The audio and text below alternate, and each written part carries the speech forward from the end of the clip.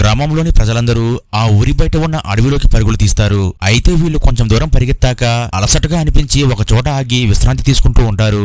ఇంతలో ఒక గులాబీ రేకు ఎగురుకుంటూ వచ్చి ఈ అమ్మాయి ముందు ఆగుతుంది. దీనితో ఈమె ఈ గులాబీ రేకు వచ్చిన దిశగా వెళ్లి చూడగా అక్కడ ఒక గులాబీ తోట ఉంటుంది. అయితే ఈమెకు అక్కడ ఉన్న ఒక గులాబీ మొక్కను చూడగా అనుమానం వస్తుంది. దీంతో ఈమె గ్రామస్తులతో ఆ ప్రదేశంలో తవ్వమని చెప్తుంది. అప్పుడు వీళ్ళు అక్కడ తవ్వి చూడగా అందరూ ఆశ్చర్యపోతారు. ఎందుకంటే ఆ ప్రదేశంలో ఆ ఊరిలోని కనపడకుండా పోయిన అమ్మాయిల అస్థిపంజరాలు ఉంటాయి. అయితే వీళ్లను ఆ ఊర్లో ఉన్న మాంత్రికుడు చంపేసి ఇక్కడ పాతి పెడతాడు. దీంతో ఈ అమ్మాయికి కోపం వచ్చి ఆ మాంత్రికుడిని చితకబాది ఎందుకు వీళ్ళని చంపావు అని అడుగుతుంది. అప్పుడు మాంత్రికుడు అసలు నేను చంపాలని చూసింది నిన్నే అని, ఇంతలో నీ ఫ్రెండ్ అడ్డుగా రావడంతో ఆమెను చంపేశానని చెప్తాడు.